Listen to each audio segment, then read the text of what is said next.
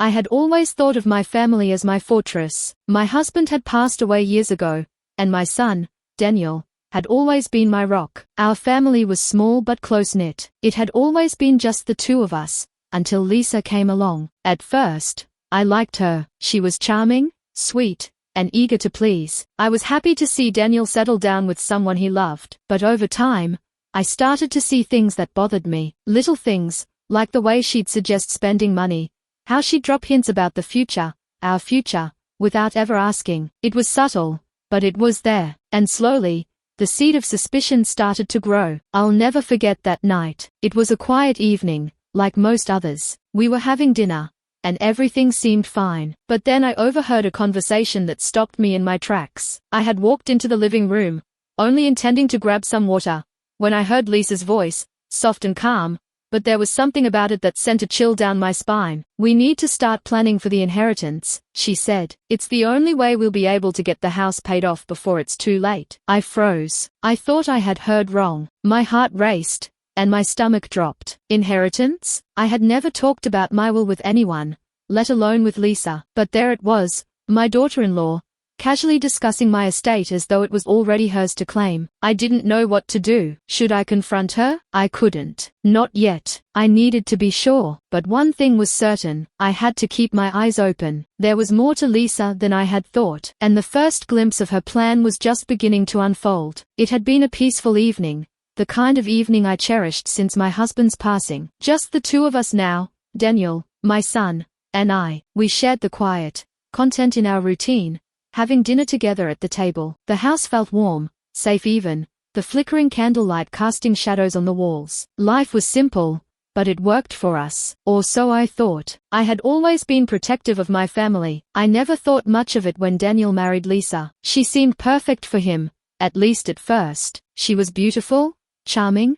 attentive, everything I could have hoped for in a daughter-in-law. But as time passed, I began to notice small things that didn't sit right with me. The way she would always find a way to get involved in family decisions, as if her opinion was the one that mattered most. The little suggestions she made, always about money, or investments, or the future. It was subtle, but it was there, and I began to wonder if I was the only one noticing it. One evening, as we sat together at dinner, I overheard something I wasn't meant to hear. The conversation was hushed at first, just a whisper, but my ears perked up when I heard the words I never expected. I had gotten up from the table to grab some water, and in the quiet, I heard Lisa speaking to Daniel from the other room. "We need to start planning for the inheritance," she said. Her tone was so calm, so casual. "It's the only way we'll be able to get the house paid off before it's too late." I stopped dead in my tracks. My hand froze, the glass of water slipping from my fingers and landing with a soft thud on the counter. My heart raced as I stood there, motionless, trying to process what I had just heard. Inheritance? What inheritance? My inheritance? I didn't know whether to confront her, to walk in there and demand an explanation, but I held back. I couldn't be sure. I had to know more before jumping to conclusions. But in that moment, everything I thought I knew about my daughter-in-law, about my family, seemed to shatter into pieces. It wasn't just about money anymore. It was about trust. It was about something deeper, something I didn't want to acknowledge. I stayed silent, quietly returning to my seat at the table, pretending nothing had happened. I kept my eyes on my plate, my thoughts running wild, trying to make sense of it all. But my mind was spinning. Was this just a slip of the tongue? A misunderstanding? Or was Lisa really plotting something behind my back? The thought that she might be after my inheritance, something I had worked my entire life for, made my stomach turn. I couldn't believe it, but I couldn't shake the feeling that something wasn't right. The rest of the dinner was a blur. I couldn't focus on the conversation. All I could hear was the image of her voice,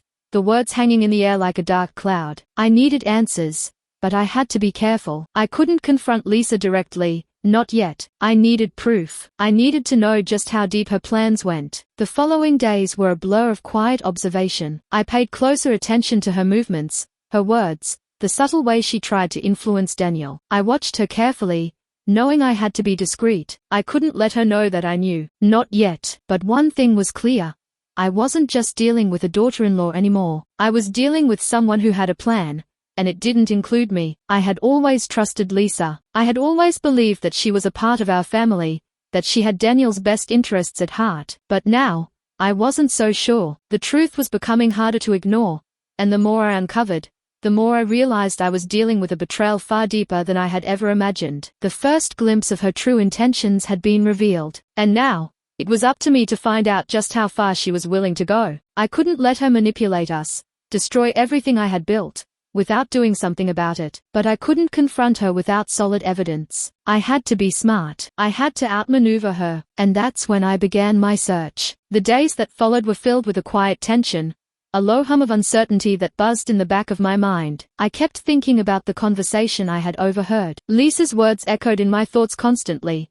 "We need to start planning for the inheritance." It haunted me, and the more I thought about it, the more convinced I became that something wasn't right. I couldn't ignore it anymore. But I knew one thing for sure: I had to be careful. Confronting her without the full picture could backfire, and I couldn't risk losing my son, Daniel, over something that might be a misunderstanding. The last thing I wanted was to turn this into a battle between us, so I had to gather more evidence, slowly, quietly, without tipping my hand. I began paying even closer attention to Lisa's behavior, watching for the signs I had missed before. Her subtle manipulations weren't as easy to detect as I had thought. She was always so composed, so confident in her actions. But now, I saw the cracks. The little hints that slipped out when she thought no one was listening. The way she'd casually bring up the topic of money, inheritance, or properties in conversations. It wasn't just small talk. It was intentional, and it was calculated. I spent the next few days carefully observing her whenever I could, quietly taking note of the things she said and did. I started to notice that she was often on the phone, speaking in hushed tones, sometimes pacing back and forth, as if trying to keep her conversations private. There was a sense of urgency to her actions, a level of secrecy that sent warning signals in my mind. One afternoon, as I was cleaning out the kitchen drawers, I found a piece of paper that shouldn't have been there. It was a document with my name on it, one that looked too official to be a simple form or a piece of mail. My heart skipped a beat as I reached for it. I knew immediately that this was something important. The document was a list of assets, properties, bank accounts, and other investments. The numbers didn't mean much to me, but the way the list was formatted felt wrong. This wasn't something I'd put together. I'd never given anyone permission to look at my financial records. I had always been careful about those things, keeping everything locked away and private. What struck me even more was the notation at the bottom of the document: subject to transfer upon inheritance. I stood frozen for a moment, the paper trembling in my hands. This was no simple mistake. This was something far more sinister. Lisa had access to my financial details, and she was planning to act on them. I had to act quickly. The next day, I decided to investigate further. I went through the drawers in my office, the ones that contained all of my financial records. Everything seemed in order, but then I came across a folder that hadn't been there before. It was tucked away in the back of the drawer, hidden from sight, but it was clearly something Lisa had placed there. My blood ran cold as I opened it and found several documents, one of which was a draft of my will. The draft wasn't mine. I could tell immediately that it wasn't in my handwriting. It had been altered in places, and there were sections of the document that I hadn't signed. The will was almost identical to the one I had written years ago, but the changes were subtle, and they were all in Lisa's favor. I slammed the folder shut, my mind racing. This was it, the evidence I needed to confront her. But as I sat there, the weight of what I had discovered started to settle in. I couldn't just accuse her without being certain. I had to be careful. If Lisa was truly trying to steal from me,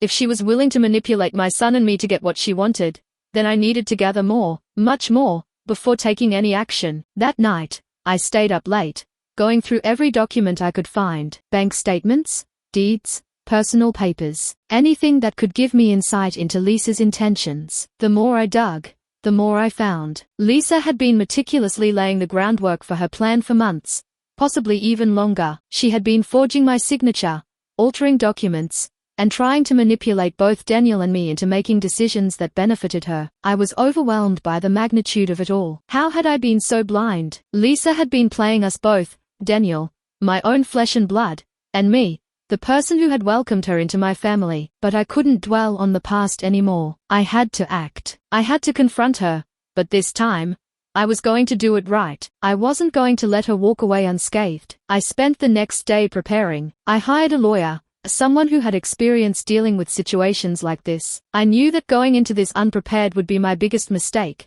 and I couldn't afford to lose. My entire life's work, my legacy, was at stake. I couldn't let Lisa take that from me, not without a fight. The lawyer advised me to keep the confrontation low-key, at least for now. No public accusations. No dramatic confrontations. We would gather more evidence and then make our move when the time was right. I agreed. The stakes were too high for anything less. But as the days passed, I grew more and more anxious. Lisa was still walking around my house like nothing had changed, acting as if everything was normal. I couldn't shake the feeling that she was too confident, too calm. It was almost as if she knew the outcome already, as if she knew she was going to win. But I wasn't going to let that happen, not without a fight. It had been weeks since I had uncovered Lisa's manipulation, weeks of silent observation, careful planning, and quiet preparation. I felt like a predator, stalking my prey, but the prey wasn't just Lisa, it was my own family. The thought made me sick to my stomach, but it was a reality I had no choice but to face. I had kept my distance, acting like nothing had changed. Even as the weight of the evidence against her grew heavier by the day, I had to keep my emotions in check, and yet, each day that passed, my anger festered. I had tried to reason with myself, telling myself that Lisa couldn't really be planning something so diabolical, but deep down, I knew it was true. I had the proof, and now, I had to confront her. The moment I'd been avoiding finally arrived. It was a Friday night, another quiet dinner with my son and Lisa. I had deliberately kept the evening low-key, knowing that this would be the night I would have to confront her. It would be uncomfortable, yes, but it was the only way to get the truth. No more games, no more pretending. As we sat at the dinner table, Lisa, as usual, was the picture of composure. She smiled, laughed at Daniel's jokes, and looked at me with that calm, almost too perfect demeanor. She had no idea I knew what she had been doing behind my back. And yet, there was a certain smugness about her, an air of superiority that seemed to say she had already won. It infuriated me. Daniel seemed relaxed, unaware of the storm brewing just beneath the surface. I could see that he had no idea of the betrayal that had been unfolding right under his nose. Part of me hated that it had to come to this, but the other part of me knew it was the only way to protect him from the person he had married. Lisa, I began, my voice steady, calm, but carrying an edge. I need to talk to you. Her eyes flicked up, her smile faltering for a moment before it returned. Of course, Mom. What's on your mind? I glanced at Daniel briefly, then back at her. The moment felt thick, heavy, as if the air itself knew what was coming. Sit down, I said, my voice unwavering. This needs to be said. I waited until she had taken her seat, then slowly, methodically, I reached for the folder I had prepared, the one containing all the evidence of her betrayal. I opened it in front of her, letting her see the documents one by one. Her eyes darted over the pages, and for the first time, I saw a flicker of something in her expression, panic, maybe, or guilt. But she quickly masked it, leaning back in her chair. Do you recognize these? I asked, watching her carefully. Lisa didn't respond immediately. Instead, she straightened her posture, adjusting her position, as though preparing for a battle. What are you talking about? She replied coolly. I placed a bank statement on the table, then a forged document, one of many I had uncovered over the past weeks. These documents are in your handwriting. You've been planning to take my inheritance, haven't you? You've been manipulating Daniel, forging my signature, and attempting to steal from me. I could feel the tension rising, the silence between us thick with unspoken words. Lisa's face didn't betray her emotions at first. She stared at the papers, her lips pressed into a thin line, before she spoke, her voice steady, but colder than before. You have no idea what you're talking about, she said, her words laced with a false sweetness. These documents, they don't mean anything. I could see the cracks forming, her confidence starting to waver. But she wasn't ready to admit anything. Not yet. I know what you've been doing, Lisa, I pressed, my voice rising just slightly. I've seen the forged will, the bank accounts you've opened in my name. You've been planning this for months, trying to take everything I've worked for. You thought you could control Daniel, manipulate him into signing things over to you. But I'm not going to let you. Her eyes narrowed, and I saw the mask slip. For a moment, I saw the anger and the true nature of the woman sitting across from me. You think you can stop me? She spat, her voice venomous. You think you're the only one who can control everything? This is my life now, not yours. I've worked just as hard as you have. I deserve what's coming to me. The words stung, but I didn't flinch. I couldn't. This was my moment to take back control, to protect what was mine. You don't deserve anything, I said, my voice hardening. Not after everything you've done. Lisa stood up abruptly, knocking her chair back. You have no idea what you're talking about. You're just a bitter, old woman, trying to hold on to a past that doesn't matter anymore. She turned toward Daniel,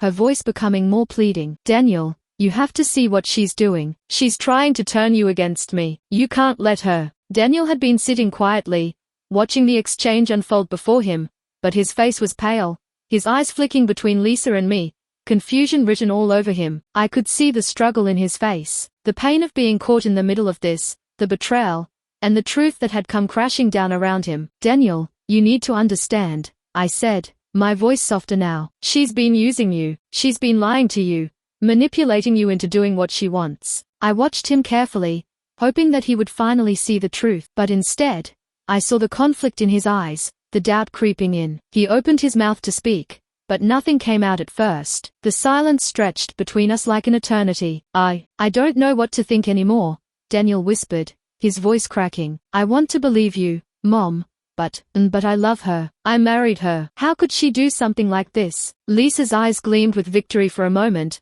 but I wasn't done yet. I wasn't going to let her manipulate him any further. I have everything I need to prove it, I said, my voice steady, though my heart was racing. She's been playing us both. It's time for you to wake up. The room was heavy with silence as Daniel sat back, his hands gripping the edge of the table. I could see the fight in him, the desire to protect his wife, but the nagging realization that something wasn't right. Finally, he stood up, his face a mixture of fear and anger. I need time, he said, his voice breaking as he turned to leave the room. I stood there, watching him go. It was the hardest thing I had ever had to do, to put my son in a position where he had to choose between his wife and me. But I had no choice. I couldn't let Lisa win. As I sat back down, the weight of the moment hit me. I had done what I needed to do. Now, it was up to Daniel to find his own way through the mess that Lisa had created. The days that followed the confrontation felt like an endless stretch of time. The house was quieter than usual. Daniel had withdrawn,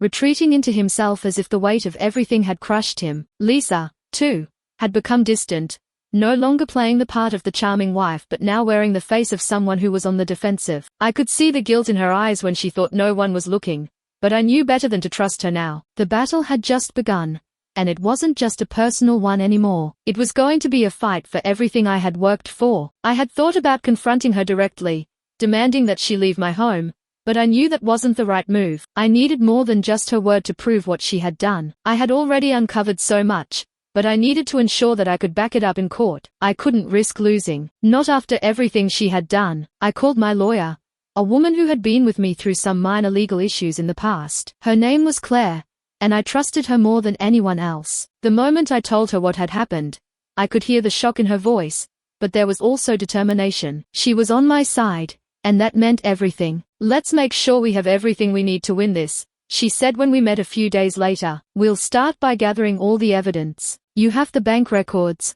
the forged will, and the testimony about the phone calls. Let's make sure we are airtight before we make our move. It was a relief to hear her confidence. Claire was sharp, and she wasn't going to let Lisa get away with anything. The next few weeks were a blur of legal documents, meetings, and late nights spent going through everything I had collected. I couldn't believe how much I had uncovered. Lisa had been playing a long game, trying to position herself as the rightful heir to my estate. She'd altered my will, opened bank accounts in my name, and even forged my signature on several legal documents. But it wasn't just about the inheritance anymore. It was about control. It was about the lies she had told Daniel, the manipulation that had gone on behind my back for so long. I wasn't just fighting for money, I was fighting for my family, for the truth to come out, for the trust that had been shattered. The first court hearing was scheduled, and I felt a surge of anxiety course through me. I wasn't sure what to expect, but I knew it wasn't going to be easy. Lisa's lawyer was already well known for his aggressive tactics,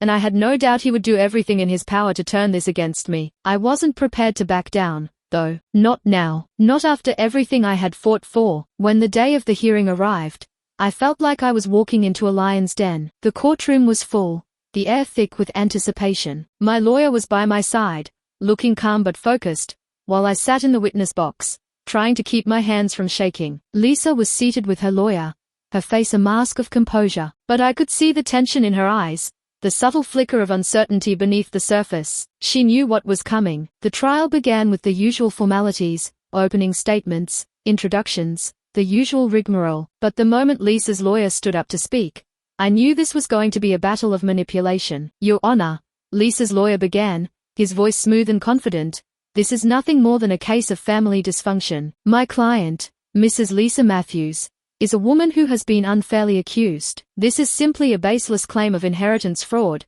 designed to malign her reputation and jeopardize her future. His words hung in the air, slick with falsehoods. My heart raced. This wasn't going to be easy, but Claire was ready. She stood up to respond, her voice calm but firm. Your Honor, the accusations made by Mrs. Matthews' lawyer are false. The evidence we have here today clearly shows that Mrs. Matthews has forged documents and tampered with legal records in order to steal from her mother-in-law, Mrs. Williams. We have bank records, forged signatures, and a draft of an altered will that proves her intent. I sat there, my heart pounding, as the lawyer began to present the evidence. One by one, Claire laid out the documents I had gathered, the altered bank records, the forged will, the list of assets with Lisa's name all over them. Each document was like a nail in the coffin, a piece of the puzzle falling into place. But Lisa wasn't backing down. She looked at Daniel, her eyes pleading with him silently. She was trying to turn him against me, trying to manipulate him into believing her lies. I could see him waver,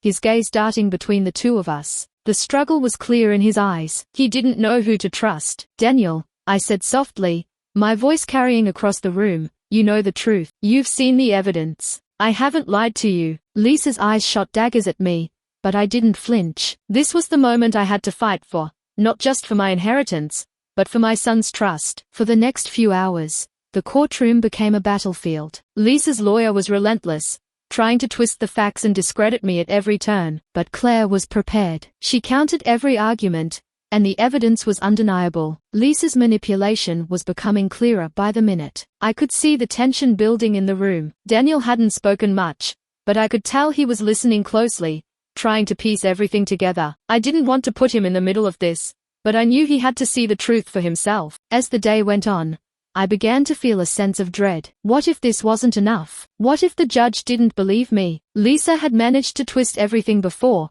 and she was skilled at manipulating others. But then, as the hearing came to a close, something unexpected happened. Lisa's lawyer had presented all his arguments, and the judge asked if there were any further statements. It was then that I saw it, the smallest crack in Lisa's armor. She seemed agitated, her confident facade slipping for just a moment. I wasn't sure what it meant, but I knew it was a sign. She wasn't as in control as she thought she was. The courtroom fell into an uneasy silence. Everyone seemed to be waiting for something, for the judge to speak, for the lawyers to make their final arguments. But there was more at play here than I could have anticipated. I had spent hours preparing, combing through documents, and putting together a case that I thought was ironclad. But I hadn't anticipated what would happen next. The judge, a stern man with a reputation for being fair but tough, leaned forward, his eyes focused on Lisa. The air in the room seemed to grow heavier, the tension palpable. And then, unexpectedly, the judge spoke, his voice breaking the stillness. Mrs. Matthews, he said, his voice firm but not unkind. Is it true that you've been in possession of several documents related to Mrs. Williams' estate that have not been presented in court? Documents that may or may not include her signature? For a split second, Lisa's face betrayed her. Her eyes widened ever so slightly, and for the briefest moment, she seemed taken aback. I didn't know what to make of it. But then, as quickly as it appeared, she regained her composure, smoothing her expression into one of cool indifference. My lawyer and I have already explained the situation, Your Honor, she replied smoothly, but there was something off about her tone, something too rehearsed, too practiced. I don't see why we need to rehash these documents. This is all simply a misunderstanding. But I knew better. I had seen the signs. Lisa was rattled. She wasn't as confident as she wanted us to believe. She had underestimated me, thought she could get away with it. But I had the evidence. I had proof. And I wasn't about to let her manipulate me again. I'm afraid there's no misunderstanding, I said, my voice clear and unwavering. These documents weren't just misunderstood. They were forged. They were manipulated. And the truth is coming out today. You can't hide behind lies anymore. The room was silent for a moment. Everyone was watching us, Lisa, her lawyer, Daniel. Even the judge seemed to be weighing his next words carefully. I could feel the weight of the moment. This was it. This was my chance to expose Lisa once and for all. I have here, I continued, standing up and moving to the table.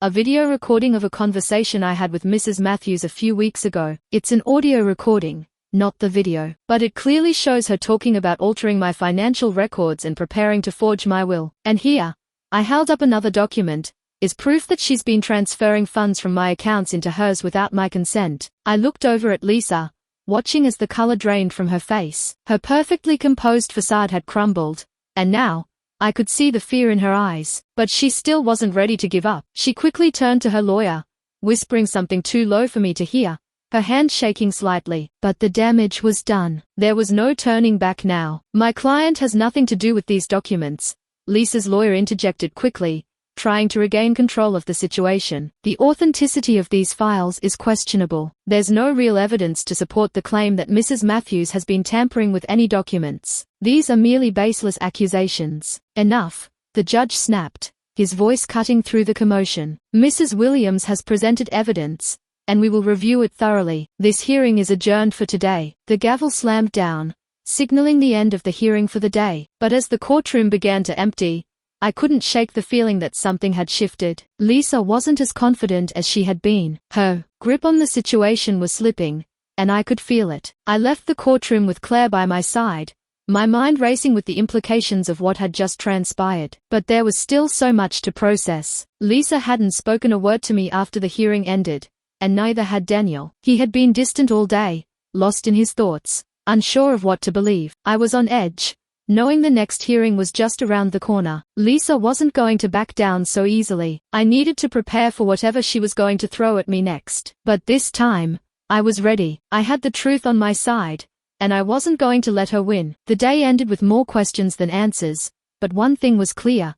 The fight was far from over. The days between the last hearing and the next seemed to drag on, each one filled with a mix of anticipation and dread. I couldn't stop thinking about the things Lisa had said in the courtroom, her smug, rehearsed words. But what had stuck with me most was the moment of weakness in her eyes. For just a split second, I had seen the fear. She was losing control, and I knew it. The following week, we were back in court. This time, it felt different. There was a heightened sense of urgency in the air, as if everyone in the courtroom knew this was the final round, the last chance for either side to make their case. Lisa, with her cool demeanor, was seated at her lawyer's side, her eyes scanning the room. Daniel, sitting beside me, was more withdrawn than ever, and I could feel the tension between us. He hadn't spoken much since the last hearing. His face had become a mask of uncertainty, and I could tell that every word spoken in that room weighed on him. I had prepared for this moment. My lawyer, Claire, had told me that this was it, the moment where everything would come to a head. Lisa's lawyer would attempt to deflect,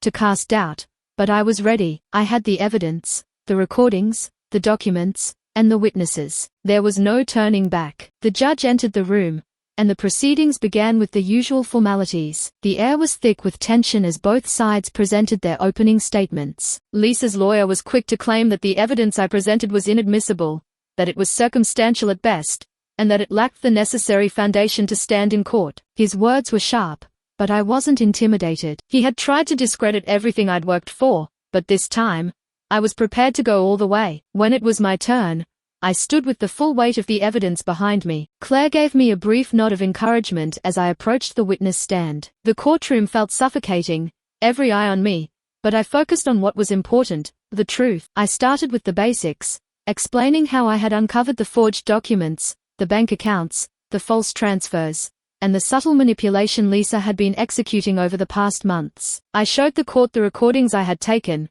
the ones that clearly captured Lisa discussing the alteration of my will and her plans to manipulate Daniel into signing over control of my estate. The room was silent as I presented each piece of evidence, one by one, but I could feel the weight of every word I spoke. Then, just as I had done before, I turned to Daniel. My heart twisted at the sight of him, sitting there, torn between his loyalty to his wife and his love for me. Daniel, I said softly, my voice carrying across the room, I know this is hard, but you need to see the truth. This isn't just about inheritance. It's about trust. Your wife, the woman you married, has been using you, manipulating you, for months. I didn't want to believe it. I didn't want to hurt you, but the truth is right here. And now, you need to make a choice. Lisa's face twisted with anger, but she said nothing. She simply sat there, her eyes burning into mine, trying to hold onto the control she had once had. Daniel didn't look at me. He didn't even acknowledge my words. He was staring at the floor, his hands clenched in his lap. I could feel the frustration building inside me, but I couldn't push him. Not like this. The judge called for a brief recess, and as the courtroom cleared, I stayed in my seat, my hands trembling slightly. I had done everything I could, but I didn't know if it was enough. I didn't know if Daniel would finally see the truth, or if Lisa's influence would still have a hold on him. When we returned, it was Lisa's turn to present her defense. She stood with her lawyer beside her, a cool, practiced look on her face. I could tell she was preparing for her last-ditch effort to manipulate the situation. Your Honor, Lisa's lawyer began, his voice steady and confident, this case has been nothing more than a personal vendetta against my client. My client has done nothing wrong. The accusations are based on nothing but hearsay and doctored evidence. The only reason Mrs. Williams is bringing these charges is because she is bitter about her son's happiness and has decided to tear apart her family to hold on to her inheritance. The courtroom was stunned into silence. Lisa stood there, her face flushed with fake indignation, her eyes never leaving mine. I could feel the blood rushing in my ears as she continued to speak, but I wasn't going to let her manipulate the situation anymore. I stood up abruptly. Your Honor, I said, my voice shaking but firm, this isn't about a vendetta. This is about truth. It's about protecting what's mine. It's about protecting my family from the person who has been lying and stealing from me for months. And now, it's time for the truth to come out. I turned to Lisa, my gaze steady, refusing to look away. You've been playing us both, Lisa. You've been using your charm to manipulate everyone around you, but I won't let you do it anymore. Not to me, not to Daniel. This is over. The silence in the room was deafening. For a moment, no one moved. Lisa's expression twisted, her lips trembling as she tried to speak, but nothing came out. Her eyes were wide, her mask slipping for the first time. The control she had once wielded so effortlessly was crumbling. Then, the judge's voice cut through the tension. Enough. I've heard enough. I held my breath, my heart pounding in my chest as the judge stood up, preparing to deliver his verdict. The judge's decision came down like a hammer,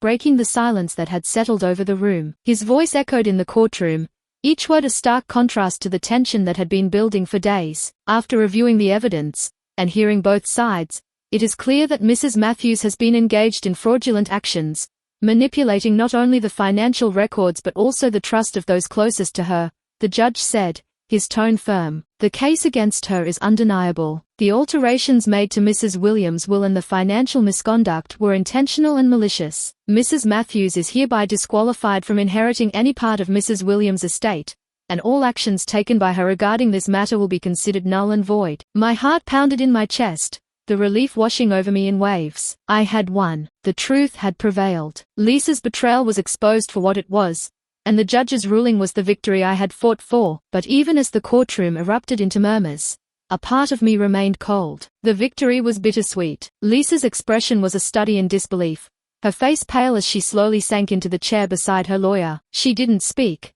but the anger in her eyes was unmistakable. She had been bested, but it wasn't the end for her, not by a long shot. I glanced at Daniel, who had been silent throughout the hearing. His face was still blank, his emotions unreadable. He didn't react to the ruling, didn't show relief or sadness, just a hollow emptiness that made my stomach turn. My son, the person I had fought for, was caught in the middle of a mess I had created. And now, with the trial behind us, I wasn't sure how to fix what had been broken. I stood up slowly, my knees weak from the tension of the last few hours. Claire, my lawyer, gave me a small smile, a silent acknowledgement of the hard work we'd put in to get to this point. But as I turned to leave the courtroom, I couldn't shake the feeling that everything I had worked for was still slipping through my fingers. The moment I stepped outside, Daniel finally spoke, his voice barely above a whisper. Mom, he said, his eyes tired but searching mine. What now? I opened my mouth to answer, but the words didn't come right away. What now? It felt like the question of the century. After everything,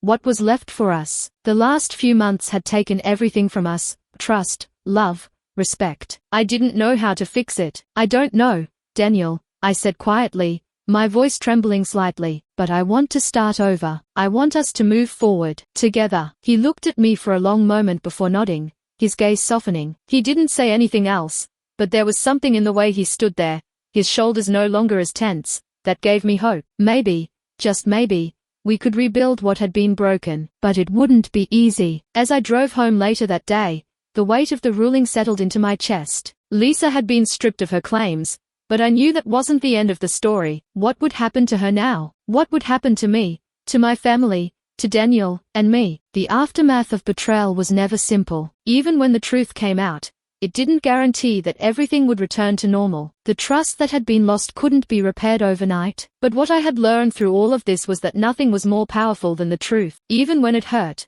even when it tore families apart, the truth was the one thing no one could take away from you. The weeks after the trial passed slowly. Daniel and I found a tentative peace, but it was fragile. There was a distance between us that hadn't been there before. I could see that Daniel was struggling to make sense of everything, the lies, the betrayal, the fact that his wife had done something unforgivable. I couldn't blame him. He had loved her. He had trusted her. And now, he was left to pick up the pieces. But every day, I could see him trying. I saw the way he would look at me, the small gestures of support, the moments when he would ask how I was doing. It wasn't much, but it was progress. It had to be. One afternoon, we sat down together over a cup of tea, something we used to do before everything had spiraled out of control. It felt familiar, almost comforting, but the tension was still there, hanging between us like a dark cloud. "Mom," Daniel started, his voice hesitant. "I've been thinking a lot about everything. About Lisa.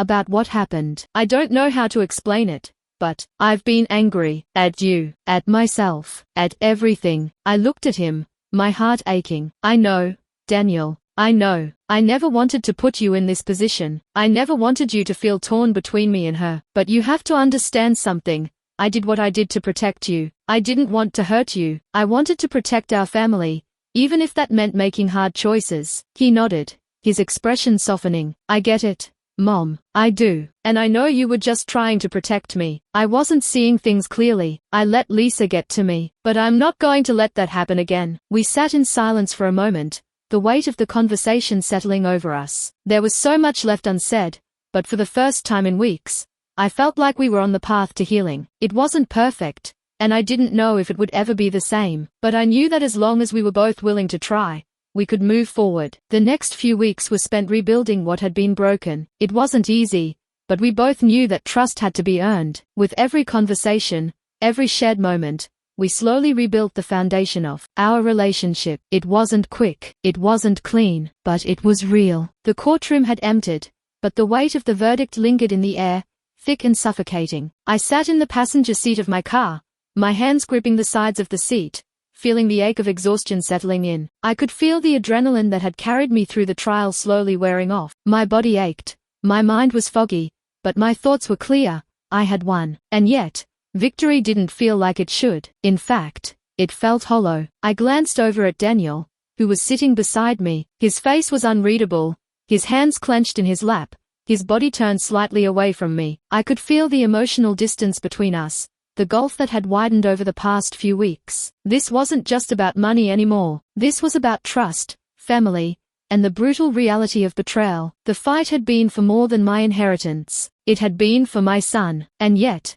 here we were, miles apart. I had won the legal battle, but had I lost the war with Daniel? I couldn't help but feel a pang of guilt. He hadn't wanted to be caught in the middle of all this, but he had been. He had been manipulated by Lisa, just as I had feared. And now, he was struggling to make sense of everything. The betrayal wasn't just about Lisa's actions anymore. It was about the confusion that had taken root in Daniel's heart. As we arrived home, I watched him carefully. He stepped out of the car slowly, almost hesitantly. For the first time in a long while, I saw my son unsure of what to do, and I couldn't help but feel a surge of guilt. I had dragged him into this mess, forced him to choose between me and the woman he had loved, and even now, I wasn't sure he had made his choice. Not completely. "Daniel," I began, but my voice faltered. I wasn't sure how to begin. How could I fix this? Could I even fix this? He turned to face me, his eyes tired, his face drawn with exhaustion. "Mom," he said, his voice quiet, "I don't know what to say. Everything's been so messed up lately. I thought I knew what was real, but it's like everything's upside down." I stepped forward, wanting to bridge the gap between us, but unsure of how. "I know it's been hard, sweetheart, but you have to understand, everything I've done, every decision I've made, It was all to protect you. I didn't want you to be manipulated. I didn't want you to be hurt. He looked at me, his eyes searching mine. I know, Mom, I do. But it's not just about you and me anymore. It's about her too. I loved Lisa. I trusted her. I don't even know how to process all of this. I saw the conflict in his eyes, the pain, the hurt. Lisa had manipulated both of us, but Daniel had been the one truly torn apart by it. I could see it in the way he spoke, in the way he was still defending her in his mind, even after everything that had come to light. She betrayed you, Daniel. She betrayed both of us. But I'm here. I'm not going anywhere. You don't have to do this alone. He shook his head slowly, his voice heavy with emotion. I don't even know who she is anymore. I thought I knew her. I thought we had a future. But she was just using me, wasn't she? And now, I don't know what to feel. I don't know how to get past this. I reached out to touch his arm gently. We'll figure it out. Together. We are family, and that's what matters. We'll rebuild what's been broken, one step at a time. The look in his eyes softened for just a moment, but the sadness remained. He didn't say anything else, just nodded and walked past me, heading inside. I stood there for a long time, letting the silence of the moment wash over me. It felt like everything was in limbo. The trial had ended, but the emotional fallout had only just begun. The next few days were a blur of uneasy silence. Daniel kept his distance, retreating into his work, burying himself in tasks that seemed to distract him from the mess around us. I could see him trying to escape it all, trying to avoid the inevitable confrontation with his feelings. But I knew that wasn't the answer. This wasn't something that could be ignored. This was something we needed to face head on. But every time I tried to reach out, to talk, he pulled away. It was like trying to touch a shadow, there, but not there. His mind was elsewhere, caught in the storm that had been set in motion by Lisa's betrayal. I couldn't let this go on. I couldn't let him keep drowning in confusion and anger. I had to do something. One evening, after dinner, I found him sitting on the porch, looking out at the horizon. The sky was fading into twilight, the colors bleeding into one another, and for a moment, it felt like the whole world had gone still. I sat down beside him, unsure of what to say, but he spoke first. Mom, he began, his voice distant. I don't know what I'm supposed to feel. I'm angry, but I'm not sure at who. At Lisa? At you? At myself? I let his words sink in, my heart heavy with the weight of everything he had said. It's okay to be confused, Daniel. But you don't have to carry this burden alone. I'm here for you. I always will be. He didn't respond at first, but I could feel the change in the air. Slowly, he turned to me, his eyes filled with unshed tears. I don't know if I'll ever forgive her, but I don't know if I can forgive myself for not seeing it. I should have known. I should have protected you. I reached out, placing my hand gently on his. You were blinded by love, Daniel. We all are, at some point, but you're not to blame for what happened. You're not responsible for her actions. We can't change the past, but we can start fresh. We can rebuild, together. For the first time in days, I saw a flicker of hope in his eyes. It wasn't much, but it was enough. Do you think we can? He asked, his voice barely above a whisper. I know we can, I said firmly. We've been through worse, and we are still here. We'll find our way back, one step at a time. He nodded, his shoulders sagging with the weight of everything that had happened, but there was a small sense of relief in his posture. It wasn't a resolution, but it was a start, a tiny crack in the walls he had built around his heart. The weeks that followed were a slow process of rebuilding. Daniel began to let me in again, little by little. We spent more time together, talking, sharing, listening. It wasn't easy, but it was necessary. Lisa was gone, but the damage she had done wasn't so easily erased. We had to work through it, both of us, in our own way. As for me, I had come to understand something crucial in all of this.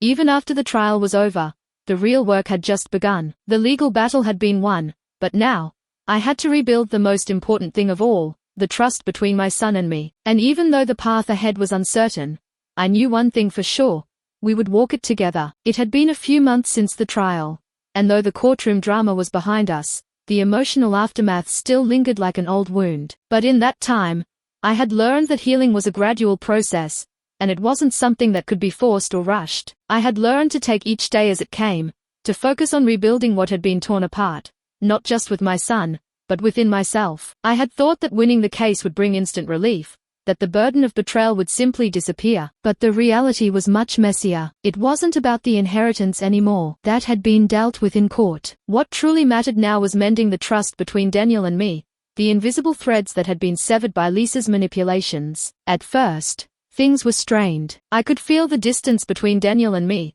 the awkwardness of trying to rebuild something that had been broken so deeply. We were still learning how to be comfortable with each other again, how to talk openly without the weight of past betrayals hanging in the air. But there were small moments of progress, moments that showed me we were starting to heal. One afternoon, as I was cleaning out some old boxes in the attic, I found an old photo album. I had almost forgotten it existed, but as I flipped through the pages, memories rushed back. There were pictures of Daniel as a child, of family holidays and summer vacations. I paused at one photo, Daniel and I, standing on the beach during one of our trips, laughing together in the sunshine. He was so young, his face full of innocence, of pure joy. It was hard to believe that this boy, my son, had been through so much pain in recent months. I sighed, setting the album aside. The past felt like a distant world, but it also felt like something I needed to hold on to. Those memories were reminders of what we had, and what we could find again. But first,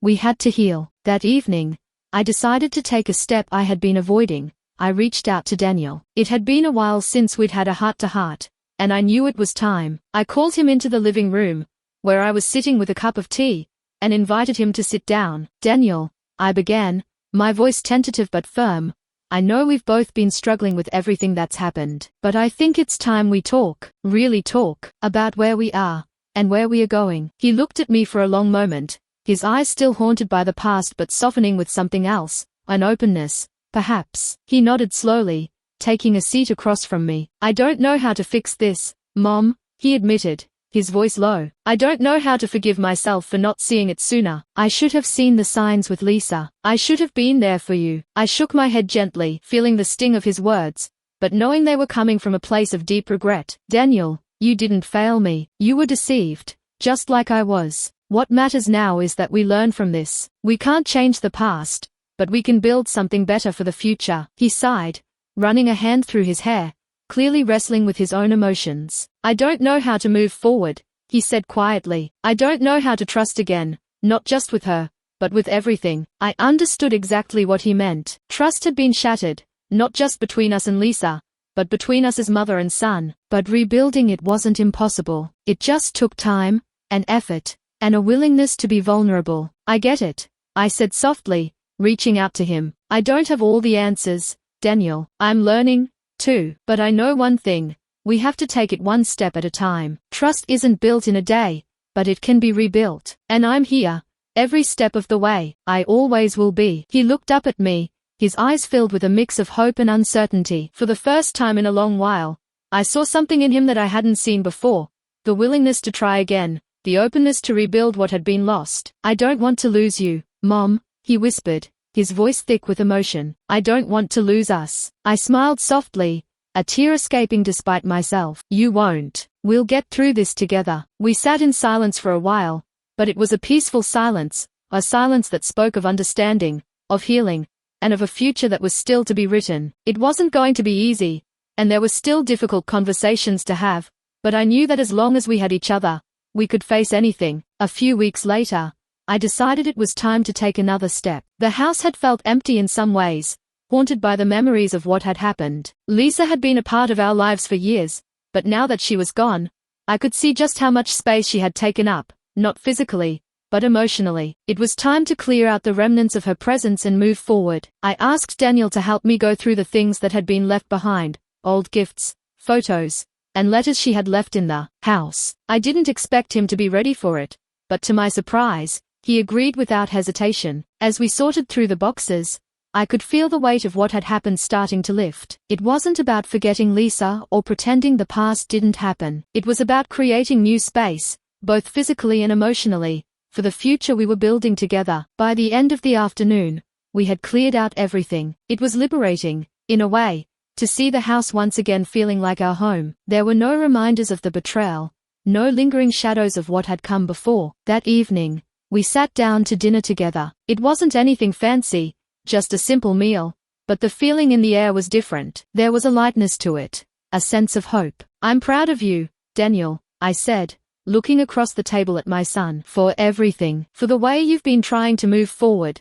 For being willing to heal with me. I know it's not easy. He smiled. A genuine, warm smile that reached his eyes. I couldn't have done it without you, Mom. I just want us to be okay again. We are. I said softly. We are. It had been nearly 6 months since the trial ended. The dust had settled, and while the scars of betrayal still lingered, the wounds were no longer as fresh. Daniel and I had both been through the fire, tested in ways we never could have anticipated, but we had made it through. Slowly, painstakingly, we had started to rebuild. But as time passed, I realized that the true test was not how I had fought for my inheritance, it was how I would fight to repair the most important thing.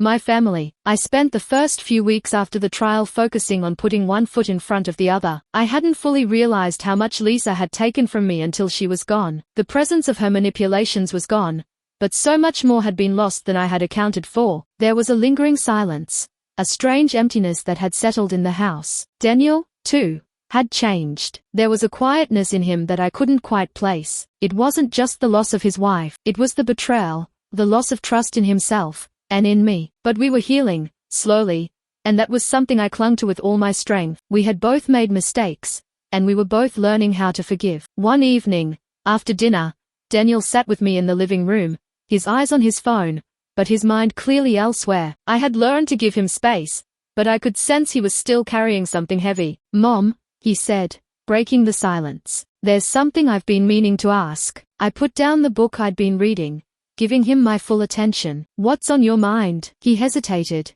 his eyes meeting mine before looking down again. I've been thinking about Lisa a lot, about the things she did. I can't get past how she manipulated me, but at the same time, I keep thinking about the things I should have seen. I should have been more careful. I should have trusted you more. I felt my chest tighten, the weight of his words sinking in. You weren't the only one deceived, Daniel, I said softly. She played both of us. It's not your fault. He shook his head. But I let it go on for so long. I ignored all the warning signs. I was so focused on the future I thought we had that I didn't see the truth. And now, I feel like I've lost everything. I walked over to him and placed a hand on his shoulder, feeling the tension in his muscles. You haven't lost everything. You've learned, Daniel. We've both learned. We are stronger now, because of it. There was a long pause as he processed my words, his eyes looking past me, deep in thought. Finally, he spoke again, his voice quieter this time. I'm sorry, Mom. I should have believed you. I should have listened. The ache in my heart softened. We all make mistakes. It's how we move forward that counts. And we've been through a lot, but we'll get through it together. His gaze shifted to mine, and for the first time in a long while, I saw the trust returning in his eyes. I'm ready, Mom. I'm ready to move forward with you. The air in the room felt different now, lighter. I could sense the shift in him, the moment he was finally letting go of the guilt and regret that had been holding him back. And in that moment, I realized that we were beginning to heal. We weren't just surviving anymore. We were finding a way to thrive again. A week later, I received an unexpected call. It was from a lawyer's office, or one that I recognized from the past. I had thought everything was settled, but as it turned out, there was one more thing to be dealt with. It seemed that Lisa's actions had left behind a mess that still needed cleaning up. I met with the lawyer, a sharp woman named Rebecca, who briefed me on the situation. Mrs. Williams, there's one more issue that we need to address, she said, her voice professional but sympathetic. It seems that Lisa's actions went beyond just financial manipulation. She had been involved in multiple fraudulent schemes using your name. We've just uncovered some additional evidence. There's a possibility she wasn't working alone, and we may need to take legal action against those who aided her. I listened carefully, my stomach twisting as I realized the full extent of what had happened. It wasn't just Lisa who had tried to tear apart my life. There were others involved. Others who had taken advantage of my trust. I'll do whatever it takes to bring this to a close, I said, my voice firm. I want to make sure no one else gets hurt. Rebecca nodded. We'll be thorough. This could take some time, but we'll make sure all the right parties are held accountable. It wasn't over yet. There would be more legal battles to face, more time spent untangling the mess that Lisa had left behind. But I had already learned one important thing. I was stronger than I had realized. I wasn't going to let her, or anyone else, take away what was mine, not again. The following months were spent navigating the complexities of Lisa's fraudulent activities. The process wasn't quick, but slowly, the pieces started falling into place. The truth came to light, and those who had helped Lisa were exposed. I was able to secure my estate, and more importantly, I was able to focus on rebuilding my life and my relationship with Daniel. One afternoon, while sitting on the porch, Daniel turned to me with a small, tentative smile. "I've been thinking, Mom," he said, his voice calm. "I want to help you with everything. The house, the estate, everything. I know I've made mistakes, but I'm ready to take responsibility. I'm ready to step up." My heart swelled with pride as I looked at him. "You already have, Daniel, just by being here, just by trying. That's all I've ever wanted." In the months that followed, Daniel and I worked together to take back control of our lives. Slowly but surely, we started rebuilding the trust that had been shattered. It wasn't perfect. It was never going to be perfect, but it was real, and it was ours. As I looked back on everything that had happened, I realized that the greatest lesson I had learned was this: the strength of a family doesn't come from the perfect moments, but from the way it pulls together in the face of adversity. And though the road had been long and painful, I knew that we were stronger because of it. Together, we had overcome the darkness, and now, the future was wide open. The morning after the final resolution felt different. It wasn't the relief I had expected, or the weight of a battle finally won. It was a sense of something more profound, the beginning of something new. The court cases had ended, Lisa's deceit had been exposed, and yet, as I stood by the window looking out at the early morning sun filtering through the trees, I realized the true journey was just beginning. I had spent so many months in survival mode, reacting to everything that came at me, the betrayal, the lies, the heartbreak. I hadn't stopped to ask myself what I truly wanted from the future. I hadn't allowed myself to think beyond the fight,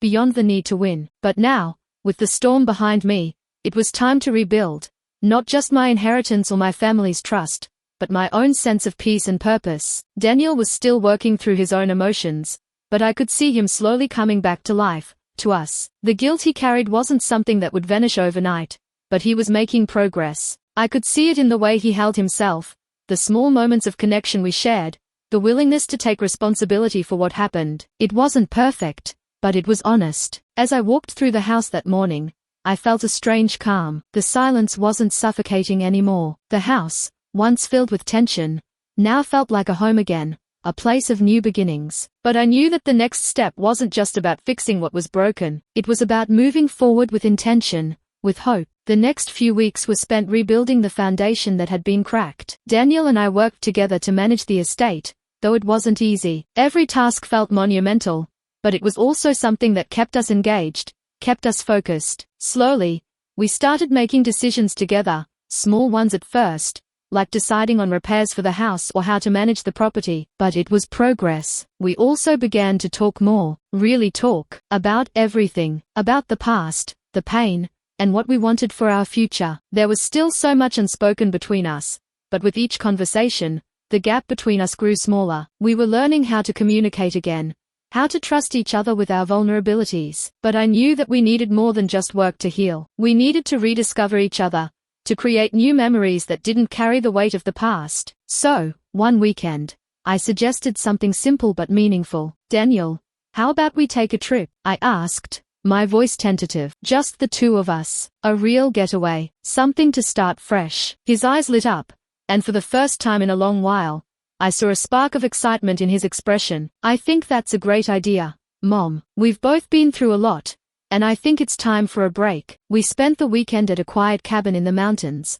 away from everything, no work, no distractions. Just the two of us, surrounded by nature. The days were filled with walks through the forest, evenings by the fire, and quiet conversations about everything and nothing. There was something incredibly healing about being in the wilderness, no one to answer to, no expectations. It was just us, as we were, without the shadows of the past hanging over us. It wasn't just the scenery that made it special, it was the time we spent reconnecting. We talked about our favorite memories, laughed at old jokes, and even shed a few tears. There was an unspoken understanding between us now, a sense of us that had been missing for so long. On the last night of our trip, Daniel turned to me, his expression softer than I had seen in months. "Mom, I just want you to know, I'm sorry. I know I hurt you. I know I was caught up in everything with Lisa, but I'm not going to let that happen again. I want to rebuild. I want us to be okay." I placed a hand on his, my heart swelling with emotion. "I know, Daniel, I've never stopped believing in us. It's going to take time, but we'll get there, one step at a time. And for the first time in a long time, I believed it. I could see the road ahead. It wouldn't be easy, but we would walk it together. When we returned from the trip, things started to fall into place. I took some time to focus on myself, rediscovering the parts of me that had been lost in the chaos. I started volunteering again, getting involved in causes I cared about, things that gave me a sense of purpose beyond just my family's legacy. I realized that I had spent so much of my life focused on protecting everything I had built, that I had neglected my own growth. It was time to rebuild not just my family's trust, but my own sense of self-worth. I began to engage in things that made me feel whole again: yoga, reading, cooking, and spending time with friends I hadn't seen in years. I had spent so much time protecting my family's legacy that I had forgotten to protect myself. But now, I knew that I couldn't do it alone. I had to take care of me first. Daniel, too, began to find his own path. He spent more time focusing on his career, rediscovering his passions, and finding new ways to grow. I could see him coming into his own, and it filled me with pride. He wasn't the man he used to be, but in many ways, that was a good thing. He had learned, just as I had, that sometimes you have to go through the fire to come out stronger. One evening, as I sat in the living room, the house finally feeling like home again, Daniel walked in. He looked at me, a smile tugging at the corner of his lips, and I knew that this was a turning point for us. "I've been thinking," he said, his voice thoughtful. "I want to make a fresh start. I don't know what that looks like yet, but I know it's time for a change. I want to build something, not just for myself, but for us. I want us to have a future, a real one." I smiled, my heart full. "I'm with you, Daniel. Whatever that future looks like, we'll face it together. No more secrets, no more lies, just us." And in that moment, I realized something: the inheritance, the money, the legal battles, none of it had ever been the most important thing. It was always about family, it was always about love, and no matter what had happened, we had fought for it. And in the end, we would keep fighting, together. The future, as uncertain as it seemed, was ours to shape. And as long as we were together, nothing else mattered.